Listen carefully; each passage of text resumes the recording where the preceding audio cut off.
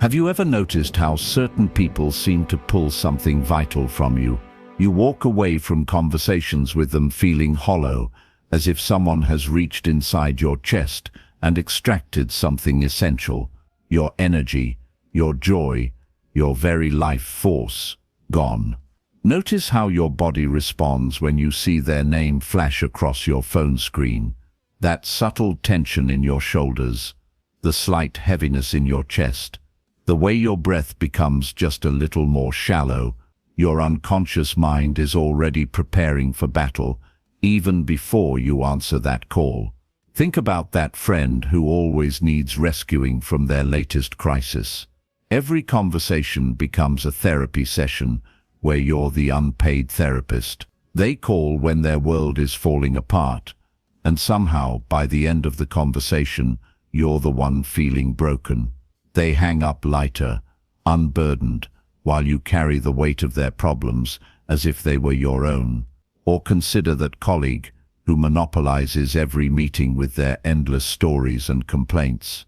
They suck the air out of the room with their negativity, leaving everyone else deflated and drained. You find yourself dreading team gatherings because you know they'll be there, ready to pour their emotional chaos into the shared space. Your psyche is trying to tell you something profound through these encounters. This isn't random. This isn't just bad luck or coincidence. There's a deeper psychological pattern at work, one that Carl Jung spent his life understanding. When was the last time you felt truly energized after spending time with certain people? When did you last walk away from an interaction feeling more alive, more yourself, more connected to your own inner fire? If you're struggling to remember, you're not alone. Many of us have become so accustomed to giving our energy away that we've forgotten what it feels like to have it replenished through genuine connection. The pattern is everywhere once you begin to see it. The family member who turns every gathering into a drama about their problems. The friend who never asks how you're doing but expects you to listen to their endless complaints. The romantic partner who makes you feel responsible for their happiness while neglecting your own emotional needs. Notice how you feel right now as I describe these scenarios. Is there a particular person coming to mind? Someone whose very presence seems to dim your inner light. Your body knows the truth even when your mind tries to rationalize it away. That tightness in your stomach, that subtle urge to protect yourself, these are not signs of your weakness. They are signs of your wisdom. But here's where it gets complicated. You want to help these people. Your heart is genuinely compassionate. You believe that if you just give a little more, love a little harder, sacrifice a little deeper, you can somehow fix their pain. The problem is, something inside you recoils every time you try. There's a part of you that wants to run, to protect yourself, to stop giving until you have nothing left. This creates an internal war. Your conscious mind tells you to be kind, to be giving, to put others first. But your unconscious mind, the deeper, wiser part of you, sends warning signals through your body. It creates physical symptoms, exhaustion that sleep doesn't cure, headaches that appear after certain conversations, a heaviness in your chest that has no medical explanation. You feel selfish for wanting to protect yourself. You've been taught that good people sacrifice themselves for others, that love means giving until it hurts, that setting boundaries is somehow cruel or unloving. So you override your internal warning system and continue giving, even as it slowly destroys you from the inside. But what if everything you've been taught about these relationships is wrong? What if your exhaustion isn't a sign that you need to try harder, but a sign that you need to understand something deeper about human psychology? Carl Jung understood that we all carry parts of ourselves we refuse to acknowledge. He called this the shadow, the rejected, denied, or undeveloped aspects of our personality that we've pushed into the unconscious. What most people don't realize is that these shadow parts don't disappear. They find ways to express themselves through our relationships, often in ways that leave us feeling confused and drained. The people who drain your energy aren't random. They're attracted to you, and you to them, because of unconscious psychological patterns that neither of you fully understand. You're participating in a dance you don't even realize you're dancing, playing out roles that were written long before you met. Think about the qualities that most annoy you in energy-draining people: the neediness, the selfishness, the constant demand for attention, the inability to take responsibility for their own problems. Now, here's the uncomfortable truth. These qualities exist somewhere within you too, buried in your own shadow. The person who constantly plays the victim and drains your energy is often reflecting back your own unacknowledged need for care and attention. The narcissist who monopolizes conversations might be showing you your own hunger for recognition that you've never allowed yourself to express. The needy friend who can't seem to function without your constant support could be mirroring your own dependency needs that you've learned to hide. This isn't your fault. You didn't consciously choose to create these patterns. Most of them were formed in childhood, when your developing psyche learned to survive by adapting to the emotional needs of the adults around you.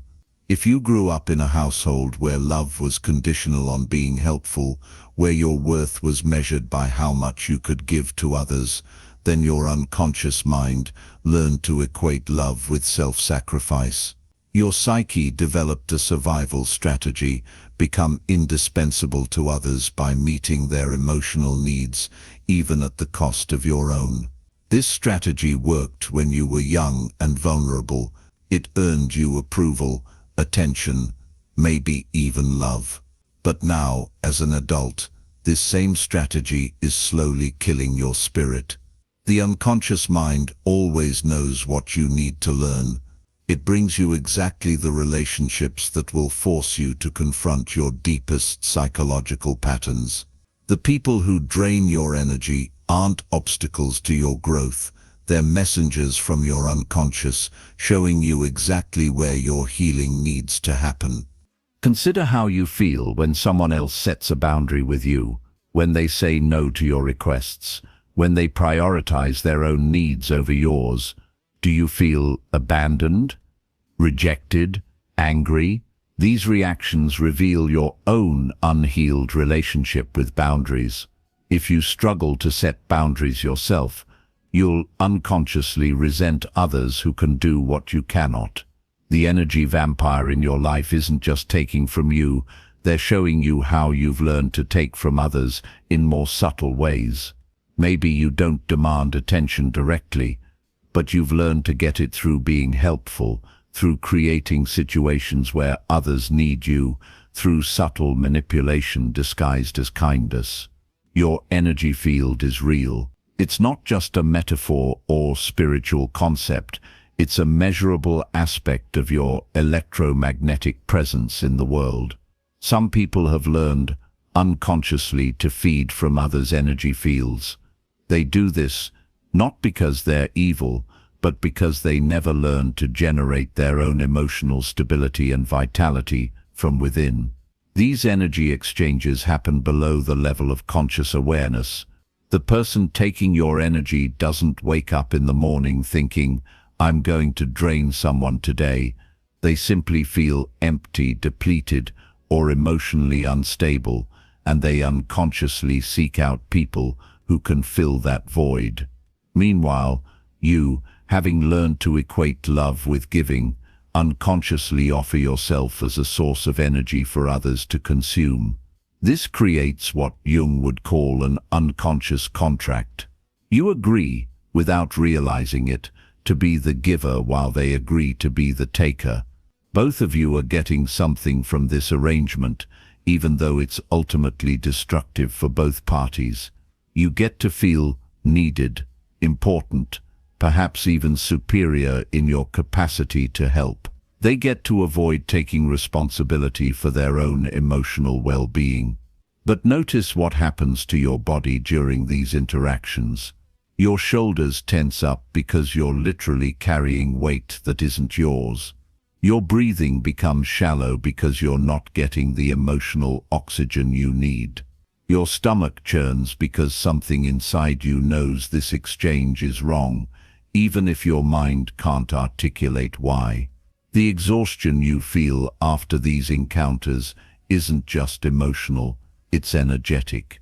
You've allowed someone else to plug into your life force and draw from it until you're running on empty. This is why you can spend an entire day doing things you love and feel energized, but 30 minutes with certain people leaves you needing a nap. Your psyche is incredibly intelligent.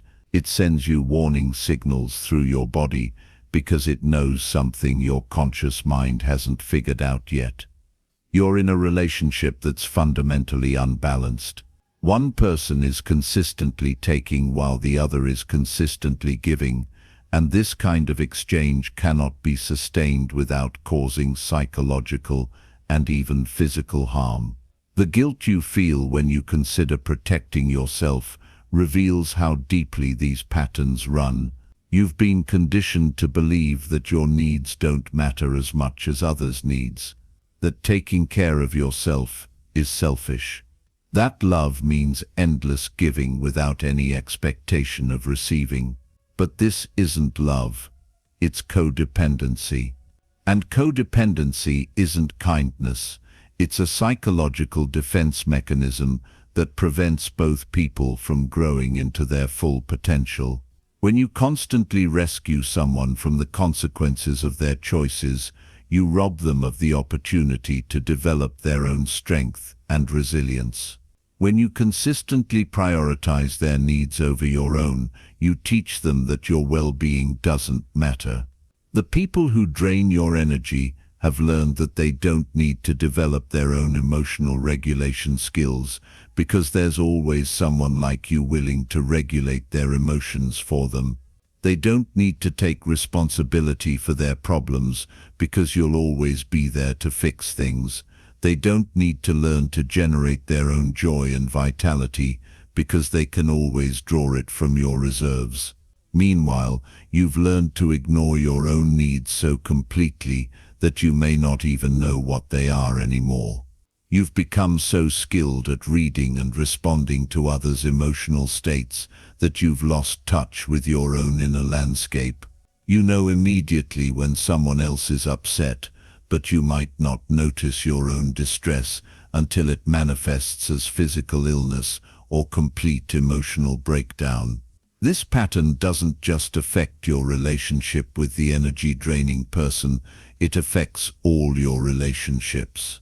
When you consistently give more than you receive, you build up unconscious resentment that leaks out in passive-aggressive behavior, emotional withdrawal, or sudden bursts of anger that seem to come from nowhere.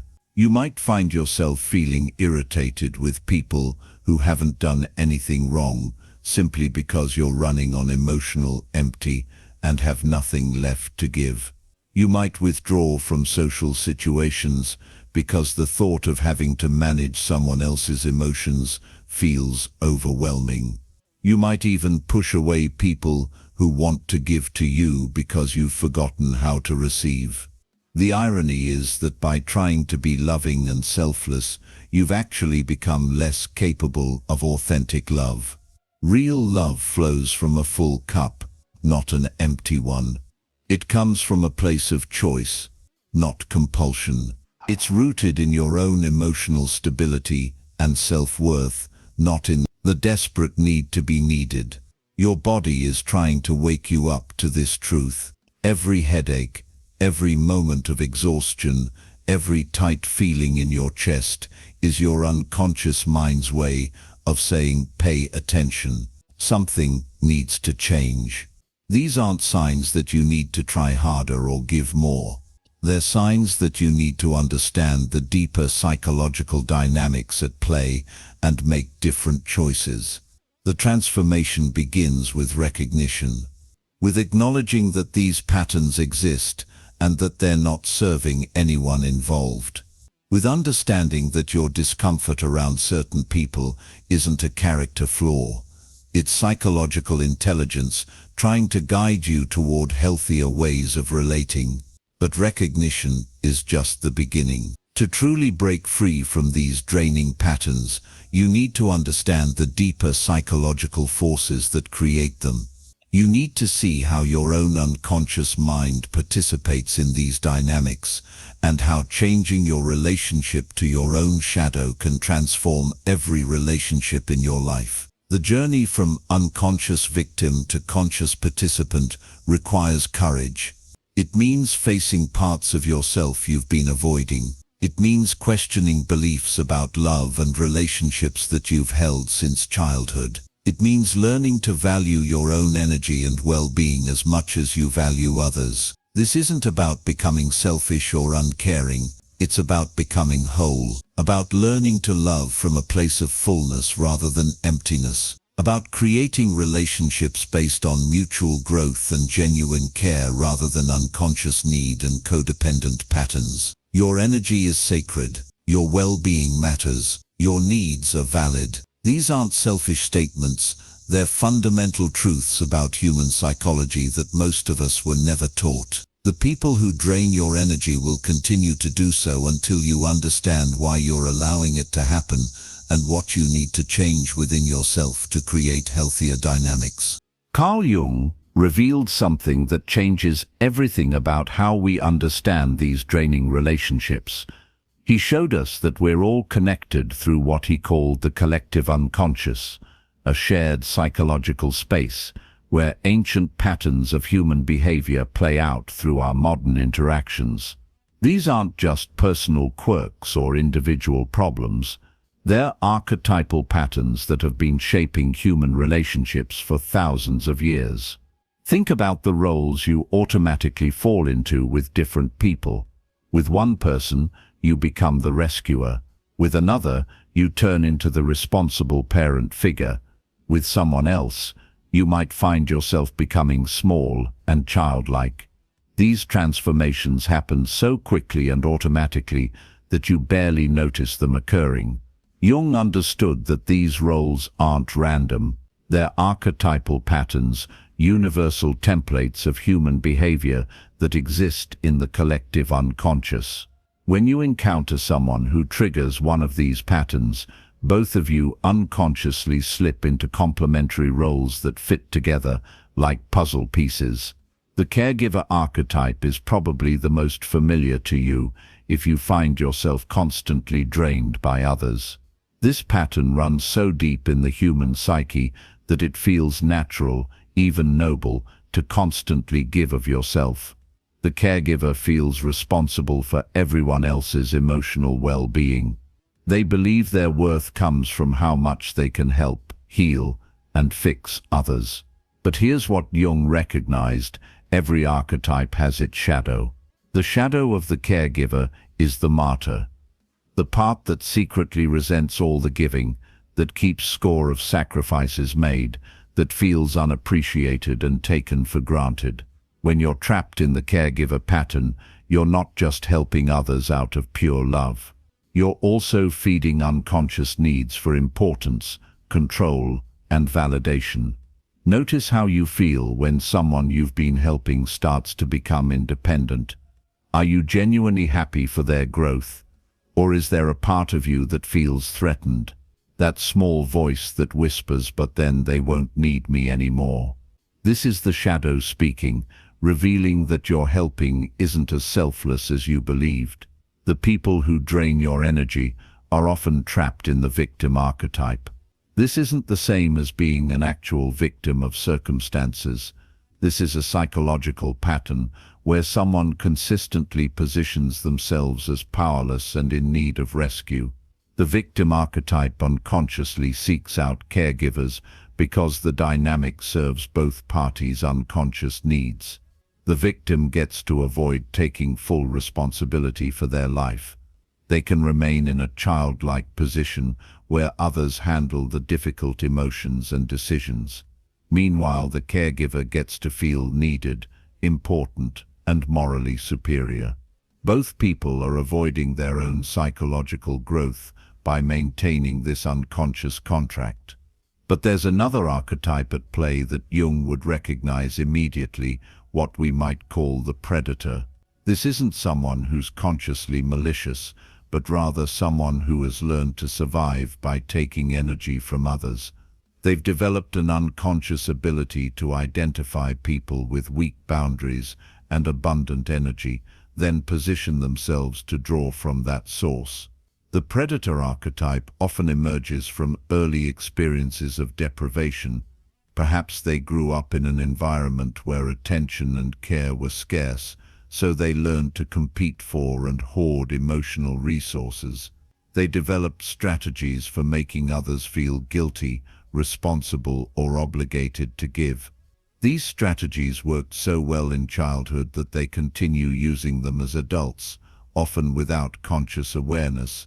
What makes this dynamic so powerful is that each archetype is attracted to its complement.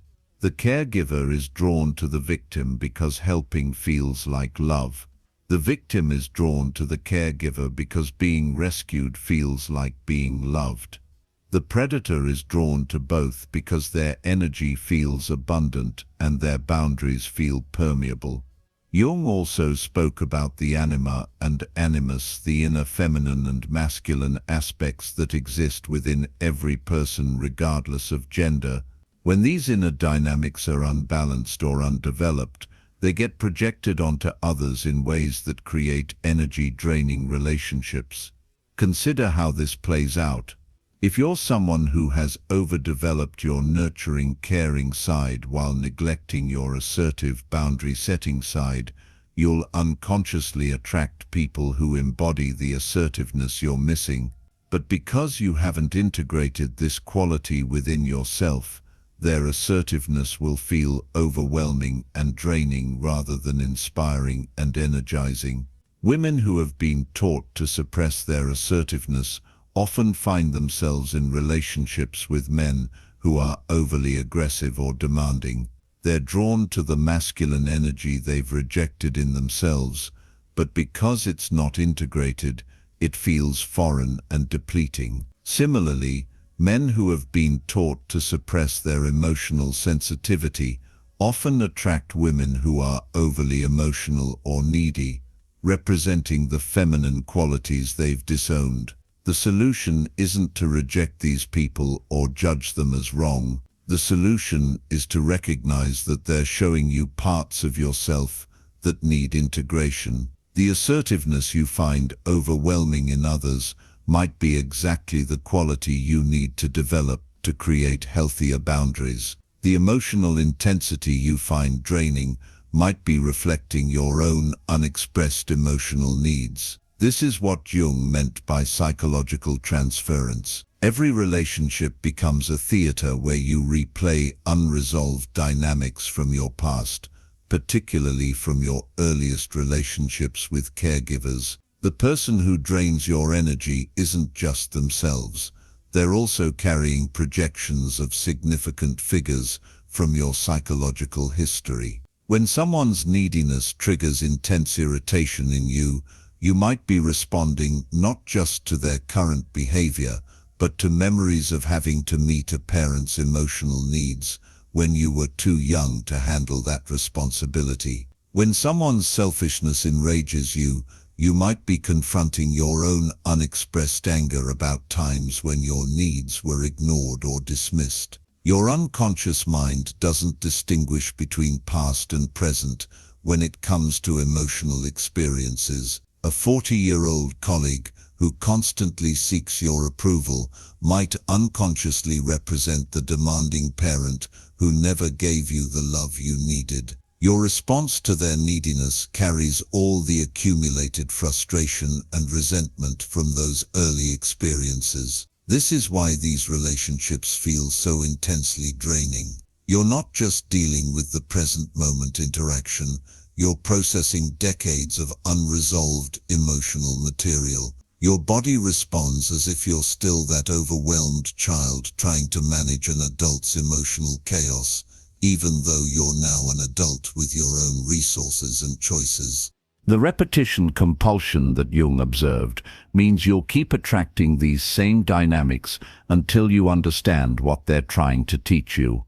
Your unconscious mind brings you exactly the relationships that will force you to confront your deepest wounds and undeveloped aspects.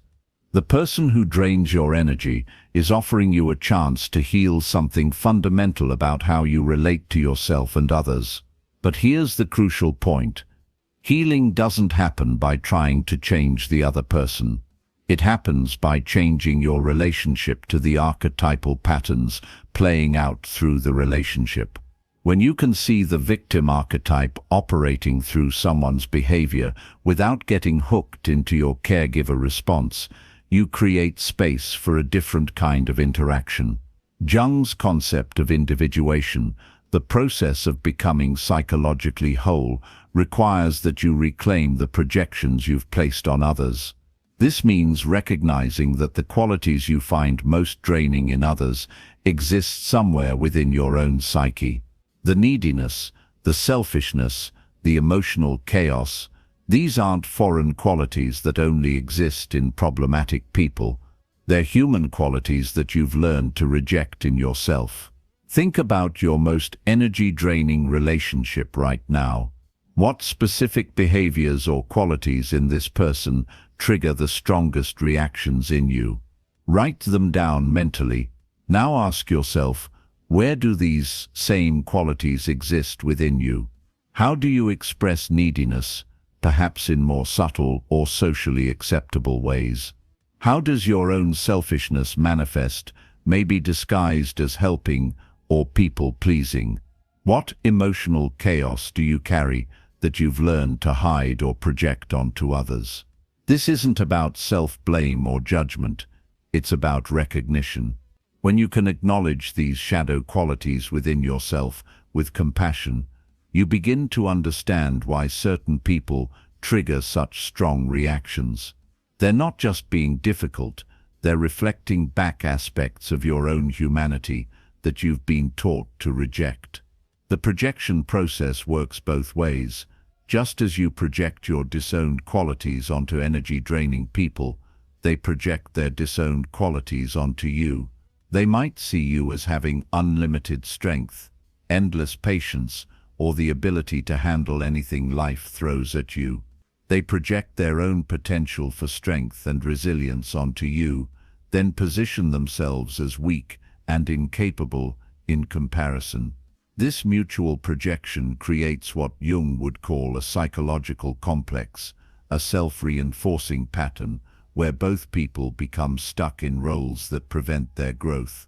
You become the strong one who can handle everything, while they become the weak one who needs constant support. Neither of you gets to develop the qualities you've projected onto the other. Breaking free from these patterns requires what Jung called holding the tension of opposites.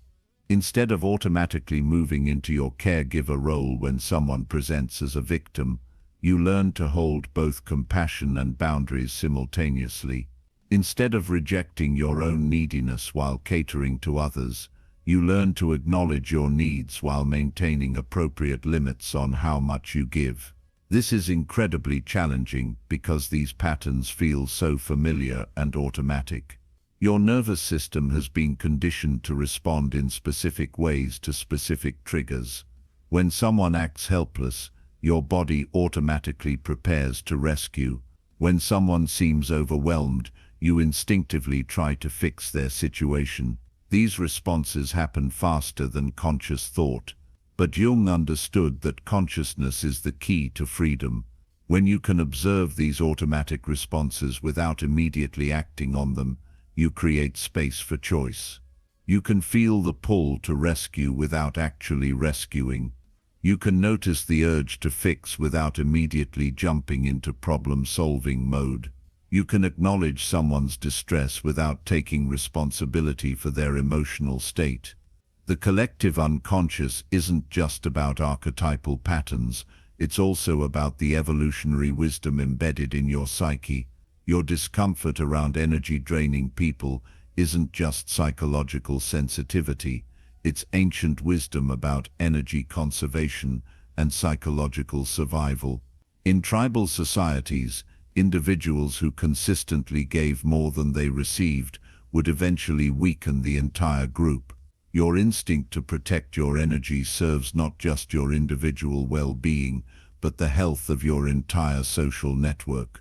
Modern society has taught us to override these instincts in the name of politeness, kindness, or social acceptance. We've been conditioned to believe that unlimited giving is virtuous, while self-protection is selfish. But Jung would argue that this conditioning goes against the deep wisdom of the psyche, creating internal conflict and psychological symptoms. Your exhaustion after certain interactions isn't a personal failing, it's your psyche's way of maintaining energetic balance. Your resentment toward people who take without giving isn't petty or unspiritual, it's your unconscious mind recognizing an inequitable exchange that threatens your psychological well-being. The path forward isn't to become hard or uncaring, it's to learn what Jung called conscious relationship. This means staying aware of the archetypal patterns playing out in your interactions while making conscious choices about how to respond. It means recognizing projection dynamics while maintaining your own psychological boundaries. It means offering genuine care while refusing to enable unconscious patterns that prevent growth. Conscious relationship requires tremendous courage because it means disappointing people who have become accustomed to your unconscious giving. When you stop automatically rescuing, the people who have been depending on your caregiver energy will likely increase their distress signals. They might accuse you of being selfish, uncaring, or changed in negative ways. This is their unconscious attempt to pull you back into the familiar pattern. But Jung understood that true love sometimes requires allowing people to experience the consequences of their choices. When you constantly rescue someone from their problems, you prevent them from developing their own problem-solving capabilities. When you consistently regulate someone else's emotions, you keep them from learning emotional self-regulation. Your helping, however well-intentioned, can become a barrier to their psychological development. The individuation process that Jung described isn't just about personal growth. It's about learning to relate to others in ways that support everyone's psychological development. This means offering appropriate support while maintaining healthy boundaries. It means being compassionate without being codependent.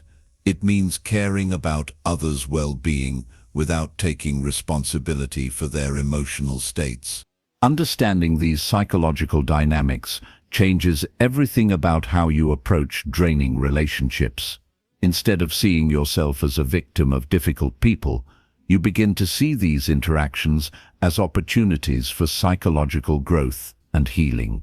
Instead of trying to change others, you focus on changing your own responses to archetypal patterns. The transformation begins with recognition, but it deepens through understanding. When you can see the collective unconscious patterns playing out through your relationships, when you can recognize your own projections and shadow qualities, when you can hold compassion for both yourself and others while maintaining appropriate boundaries, then you begin the real work of conscious relationship. This understanding provides the foundation for the most important part of the journey, learning to transform these patterns in practical, sustainable ways. The recognition and understanding are crucial, but they're only the beginning. The real transformation happens when you learn to apply this psychological wisdom to create relationships that energize rather than drain, that support mutual growth rather than unconscious dependence, that honor both your own well-being and your genuine care for others. Your body will be your first teacher in this transformation. When you begin to awaken to these unconscious patterns, Physical symptoms become your allies rather than your enemies. That tight feeling in your chest when certain people call isn't something to ignore. It's your psyche breaking through to consciousness, demanding your attention. Listen to what your body is telling you right now as you think about your most draining relationship. Notice where you feel tension. Is it in your shoulders, carrying the weight of their problems? In your stomach, churning with anxiety about their next crisis? In your throat, constricted from swallowing words you need to say? These physical responses aren't random, they're precise communications from your unconscious mind. Jung understood that the body holds wisdom that the conscious mind often misses. Your nervous system has been tracking these energy exchanges long before your rational mind caught up. Every headache after certain conversations, every wave of exhaustion following particular interactions, every sleepless night after trying to solve someone else's problems, these are your body's way of saying something fundamental needs to change. But here's what most people don't understand. These symptoms intensify before they disappear. As you begin to consciously recognize these patterns, your body might initially react more strongly to energy-draining encounters. This isn't a sign that you're getting worse. It's a sign that your consciousness is expanding. You're becoming aware of dynamics that were previously operating below your awareness threshold. Think about the last time you tried to set a boundary with someone who regularly drains your energy. What happened in your body? Did your heart race? Did you feel guilty before you even spoke? Did you find yourself backing down or apologizing for having needs? This physical reaction reveals how deeply these patterns are embedded in your nervous system. Your dreams will also begin to shift as you become more conscious of these dynamics. Jung paid close attention to dreams because he understood they reveal unconscious material that's trying to reach consciousness. You might start dreaming about being chased, about being trapped in situations where you can't escape, about people demanding things from you that you don't want to give. These dreams aren't nightmares to fear, they're your psyche's way of processing the transformation happening within you. The anger will come next, and this is crucial to understand. As you recognize how much of your life force has been given away unconsciously, you'll likely feel angry at the people who have taken from you, angry at yourself for allowing it, angry at a world that taught you that your needs don't matter as much as others' needs. This anger is sacred. It's your life force reasserting itself.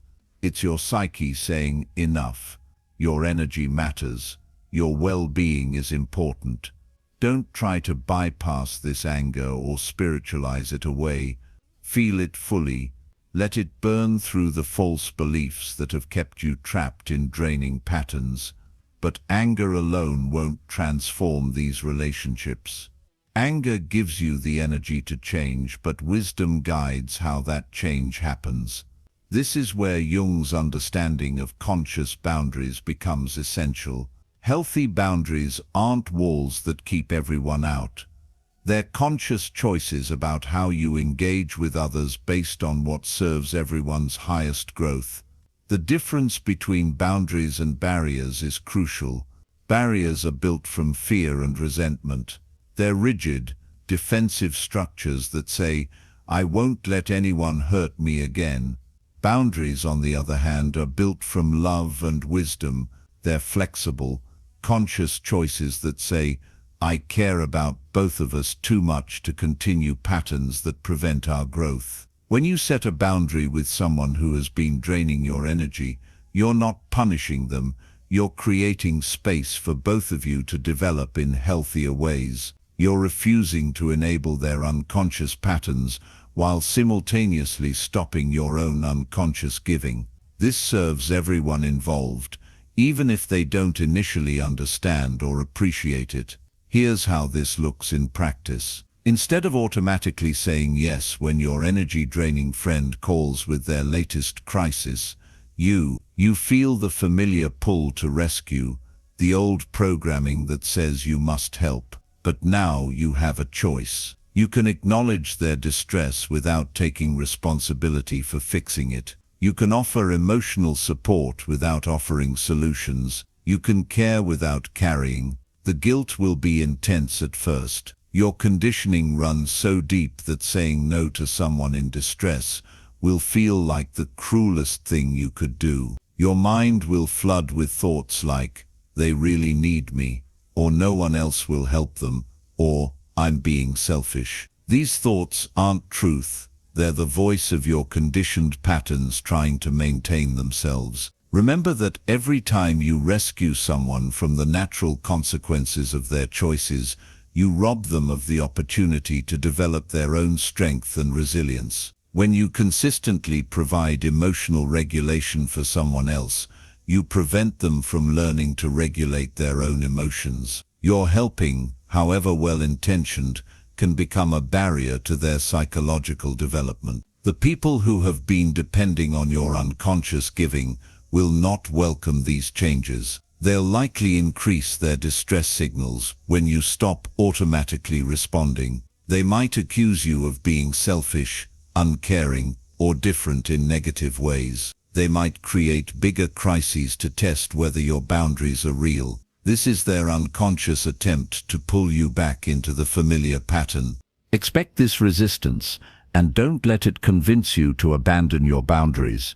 Their reaction is actually confirmation that your boundaries are necessary. If someone becomes angry or manipulative when you set reasonable limits, it reveals how much they were depending on your lack of limits. Healthy people respect boundaries. People trapped in unconscious patterns will fight against them. But the most profound transformation happens when you begin to reclaim your shadow qualities, those aspects of yourself that you've projected onto energy-draining people. This requires tremendous courage because it means owning parts of yourself you've been taught to reject. Start by making a mental list of the qualities that most trigger you in energy-draining people: neediness, selfishness, emotional volatility, manipulation, victim mentality. Now, instead of seeing these as foreign qualities that only exist in problematic people, ask yourself, how do these qualities show up in your own life? Your neediness might be more subtle than theirs, but it's there. Perhaps you need to be needed. Perhaps you need approval, validation, or appreciation for your giving. Perhaps you need to feel important or indispensable. These are still forms of neediness, just more socially acceptable ones. Your selfishness might be disguised as helping, but it's there. Perhaps you help others because it makes you feel good about yourself. Perhaps you give because you want to be seen as generous or caring. Perhaps you rescue others because it allows you to avoid dealing with your own problems. These motivations aren't evil, but they're not purely selfless either. Your emotional volatility might be suppressed, but it's there. All that resentment you feel toward people who take from you, all that anger you've been swallowing, all that frustration you've been carrying, this is your own emotional chaos that you've learned to hide.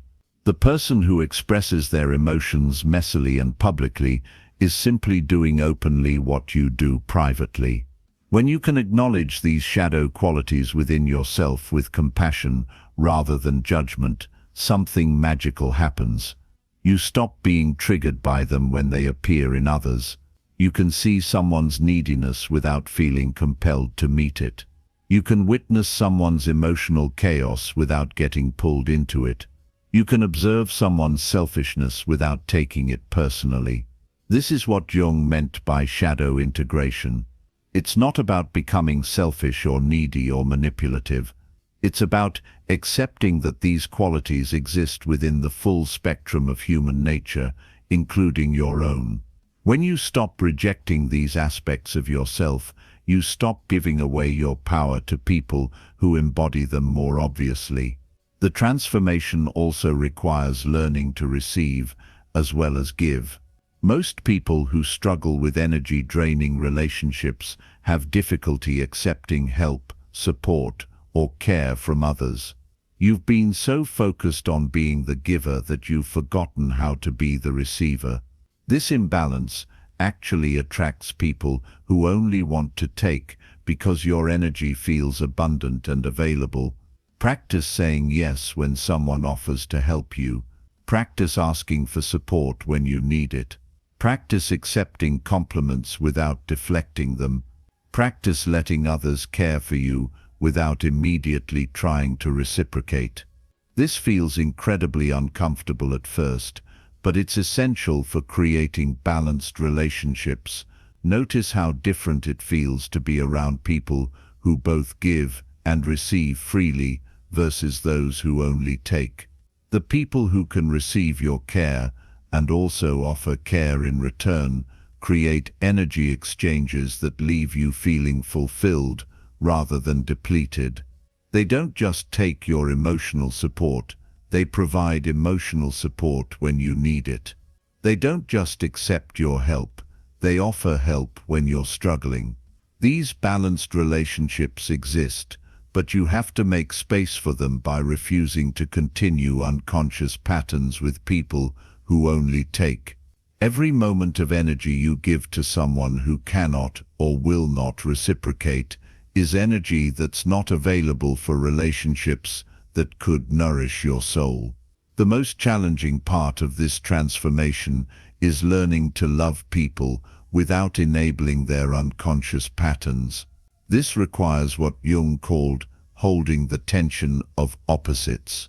You can care about someone's well-being while refusing to take responsibility for their emotional state.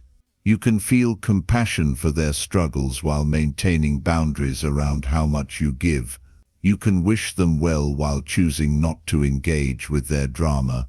This isn't cold or uncaring. It's actually the most loving thing you can do.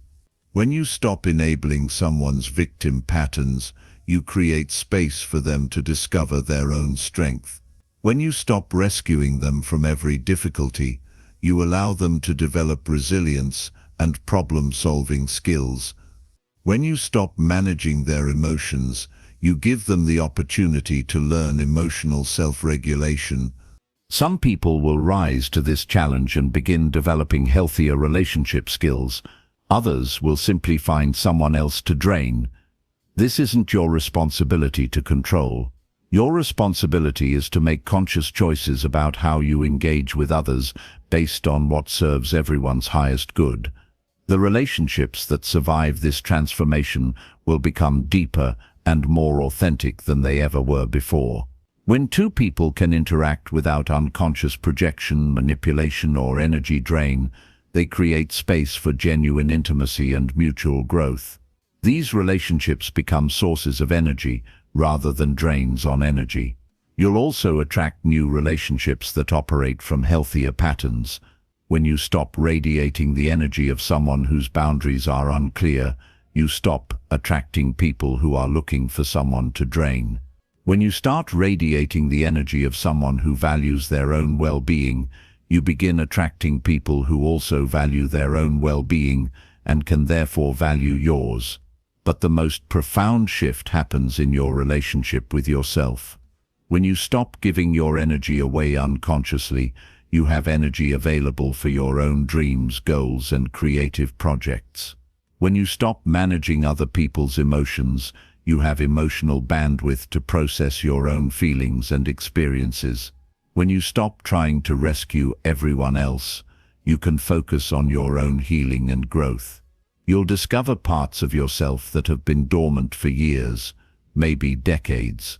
Interests you abandoned because you were too busy taking care of others. Dreams you postponed because someone else's needs seemed more urgent. Aspects of your personality that were suppressed because they didn't fit your role as the eternal helper.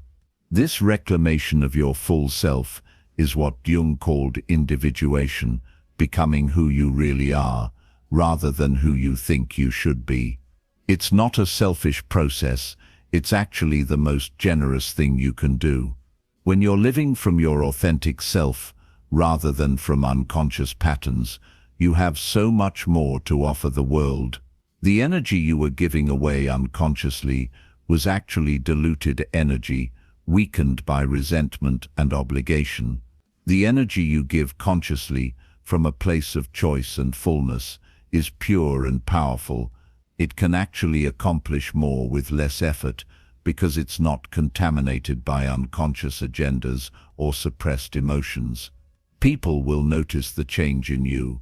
Some will be threatened by your new boundaries and authentic presence.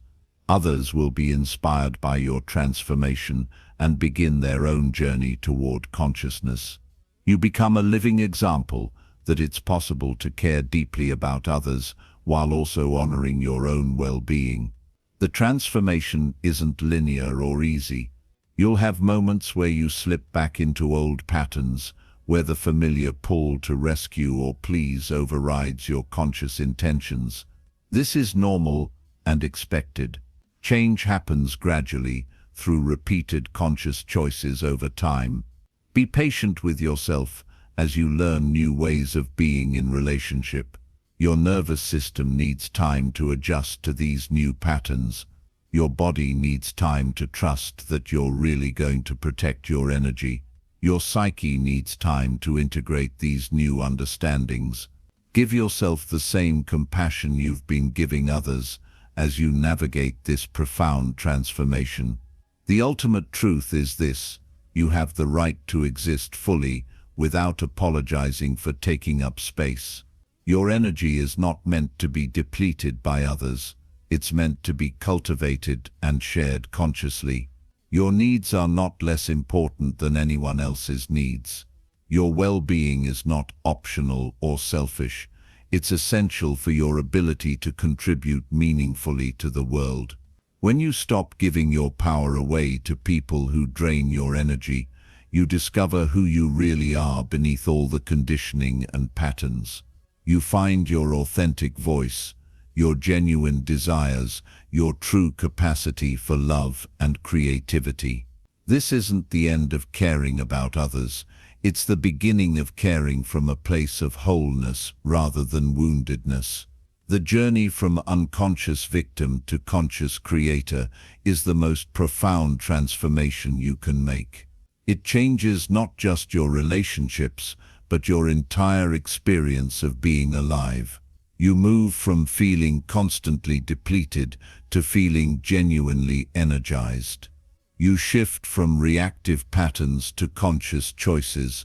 You transform from someone who loses themselves in relationships to someone who finds themselves through healthy connection. This is your birthright. This is what Jung understood about human potential. You are not meant to shrink yourself to make others comfortable. You are not meant to exhaust yourself trying to fill voids that only others can fill for themselves. You are meant to shine your full light, to offer your authentic gifts, to create relationships that elevate everyone involved. The people who truly love you will celebrate this transformation, even if it means they receive less automatic caretaking from you. The people who resist your growth were never really loving you.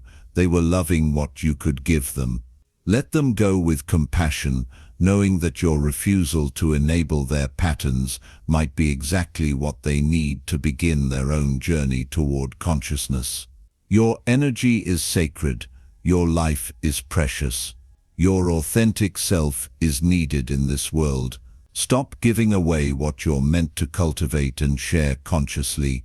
Start choosing relationships that honor your full humanity while allowing you to honor others' humanity in return. This is how you break free from the patterns that drain your life force and step into the fullness of who you're meant to be.